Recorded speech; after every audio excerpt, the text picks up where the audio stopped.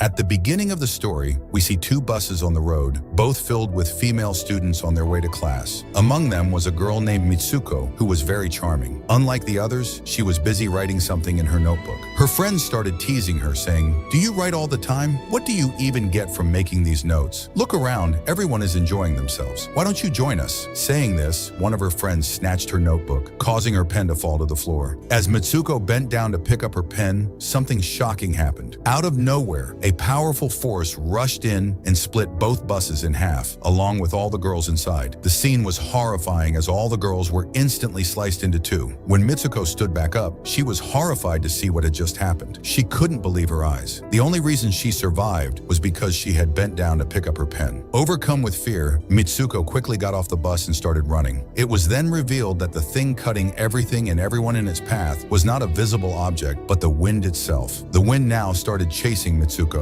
and she ran as fast as she could, screaming for help. While running, she saw four other girls ahead. Mitsuko yelled at them to duck, but it was too late. The wind came and split them in half as well. However, Mitsuko managed to save one of the girls. Soon after, they saw some other girls cycling nearby. The two of them tried to warn and save those girls, but the wind didn't spare them either. The wind mercilessly sliced through the cyclists. Tragically, even the girl Mitsuko had just saved met the same fate. Seeing this, Mitsuko was overwhelmed with fear and started running aimlessly, unsure of where to go. As Mitsuko reaches a river, she is horrified to see that the river is filled with countless dead bodies. It was clear that the invisible force, the wind, had already killed them all. Shaken, Mitsuko takes clothes from one of the dead bodies and changes into them. Afterwards, she keeps walking and eventually arrives at a school. The school is bustling with female students. While Mitsuko is trying to process everything, one of the girls approaches her and says, "How are you?" The girl happens to be Mitsuko's best friend Aki. However, Mitsuko, still in shock, questions her, "Are you really my best friend?" She was unable to comprehend anything that was happening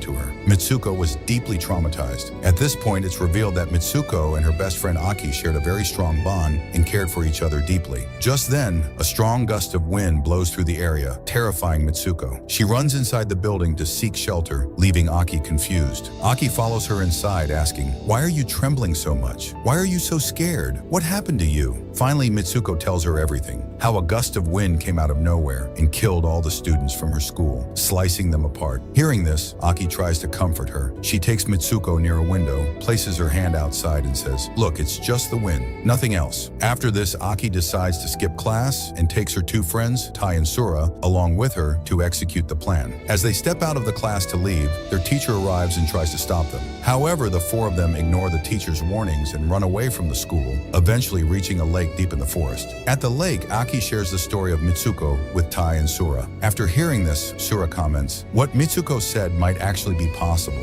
Maybe she was in another universe. There are infinite alternate realities in this world." To demonstrate, Sura picks up a stone and throws it into the lake, saying, "In this world, I threw this stone into the lake, but in another universe, I might not have done this at all." Just then, a giant crocodile suddenly emerges from the lake and devours Tai. However, moments later, Tai reappears, completely unharmed. Here, Sura explains, the crocodile ate Tai in another universe, but in this world, nothing happened to her. Near the lake, they find a bed. The girls start playing with the pillows from the bed. At this moment, Mitsuko notices two other girls watching them from a distance. One of the girls is dressed as a bride, but within moments, both of them mysteriously disappear. Sura then adds, "Our fates are predetermined, but if you want to change your fate, you must do something that is impossible in another universe." After that, the girls return to the school. A little later, another class begins. During the class, Mitsuko notices a pillow lying next to her seat. Curious, she bends down to pick it up. Just then, the teacher suddenly pulls out a minigun and starts shooting all the students in the classroom. When Mitsuko gets up and looks around, she sees that everyone, including Aki, is dead. She is horrified, realizing that the pillow saved her life this time by making her bend down at the right moment. The teacher then approaches Mitsuko and says, "How dare you have the courage to skip my class? Are you ready to die now?" At that moment, Tai and Sura arrive to rescue Mitsuko and try to help her escape. But before they can flee, another teacher appears and shoots Tai and Sura, killing them instantly. Now Mitsuko, along with the remaining students, runs out of the building, trying to escape the chaos. The school teachers relentlessly continue shooting at them. Somehow, Mitsuko and a few other girls manage to escape the school compound. While running, Mitsuko suddenly trips and falls. At that exact moment, a powerful gust of wind appears and slices through the remaining girls, killing them all. Now Mitsuko was the only one left alive. She kept running and somehow managed to reach the police station in the town. There she met a lady officer and explained everything that had happened. However, the officer chuckled and asked, "Why are you still wearing a school uniform?" The officer also kept addressing her as Keiko, which left Mitsuko confused. She couldn't understand why the officer was calling her by a different name. Noticing Mitsuko's confusion, the lady officer told her to look at herself in the mirror. When Mitsuko looked into the mirror, she was shocked to see that her appearance had completely changed. The officer then said, "The reception is about to start," and placed Mitsuko,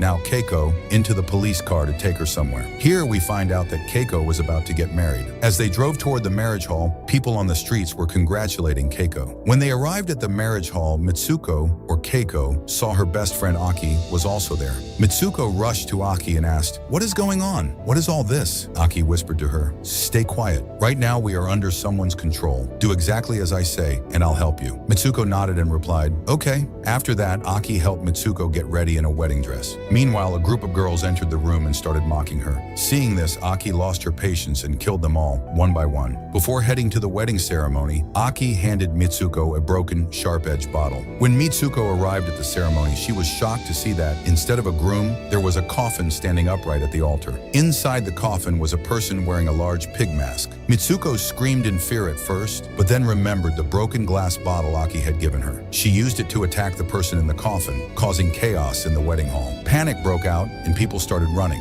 Mitsuko and Aki seized the opportunity and tried to escape, but two women appeared to stop them. These were the same women who had earlier been teachers at the school. However, Mitsuko and Aki fought them off and managed to get away. Outside, they decided to split up and run in different directions so no one could capture them both at the same time. As Mitsuko, or rather Keiko, kept running, she caught a glimpse of herself in a mirror. To her shock, her appearance had changed once again, and now she found herself wearing a marathon dress. Seeing this, before Mitsuko could think about it, another girl comes and calls her Izumi. At this point, Mitsuko realizes that she is now a marathon runner, a player in the race. After realizing this, Mitsuko, or rather Izumi, starts running. During this, she sees her dead friends, Taiko and Sura, who had been killed in school some time ago. At this moment, Aki also arrives, running towards her. Mitsuko feels more comfortable seeing Aki, but just then, they notice a man wearing a pig mask and two lady teachers coming after them. Seeing this, Sura tells Mitsuko, "You have to get out of this world no matter what." Aki tells her to escape through the fence. Mitsuko, while running, reaches a deserted cave-like place. There she finds many other students already in school uniforms. One of the girl among them attacks Mitsuko, saying, "If you survive, we all must die." Just then, Aki arrives and kills the girl, taking Mitsuko into the cave. Inside the cave, Aki tells Mitsuko to say her name loudly. Hearing this, Mitsuko starts saying her name loudly. After a while, Mitsuko returns to her original self.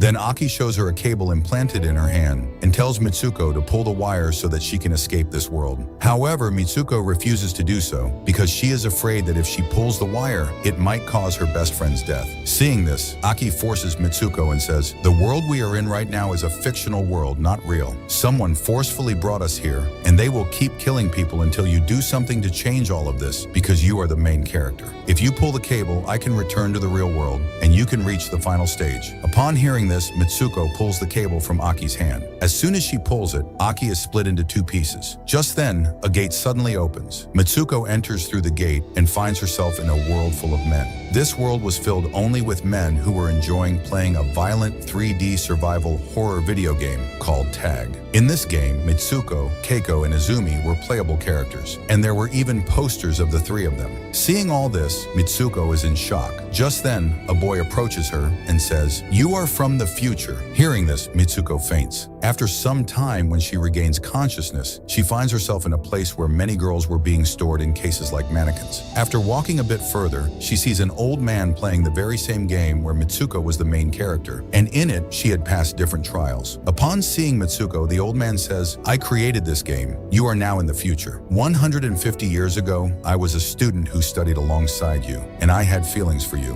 When you died, I took your DNA and your friend's DNA to create clones of you all so that I could use you in my 3D game. Mitsuko then sees full-size models of herself and her friends, which leaves her in shock. Just then, a young boy arrives. He is the younger version of the old man whom Mitsuko had seen earlier in the world of men. The boy undresses and goes to the bed, telling Mitsuko to join him there. The old man tells Mitsuko that the final stage of the game is for her to sleep with his younger version in the bed. He explains that this has been his deep, unfulfilled wish for years. Mitsuko starts to approach the bed. Just then, she remembers what Sura had said about changing her fate. If you want to change your destiny, do something impossible in another universe. In that moment, Mitsuko attacks the young boy, choking him while screaming, "Stop playing with us like toys." Saying this, Mitsuko grabs the old man's cane and strikes it into her own stomach, killing him. Seeing this, the old man is shocked. He had never expected Mitsuko to do something like this, as it was never part of his game. This action changes Mitsuko's fate. Then we see Mitsuko at the beginning stages of all three scenarios in the game. She simultaneously ends her life in the bus, the wedding hall, and the marathon before everything begins. Now we see Mitsuko waking up in a snow-covered place. Here she realizes that everything is over and she is now in the real world. With this, the movie ends.